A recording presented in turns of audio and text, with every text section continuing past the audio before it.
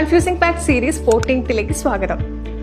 British ഇന്ത്യയിലെ Akbar എന്നറിയപ്പെട്ട governor general ആണ് Wellesley പ്രഭു.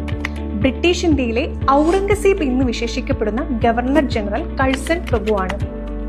അടുത്തതായി മരണാനന്തര ബഹുമതിയായി നൊബേൽ സമാധാന സമ്മാനം ലഭിച്ച ആദ്യ UN സെക്രട്ടറി ജനറൽ ഡാഗ് ഹാമർഷോൾഡ് ആണ്.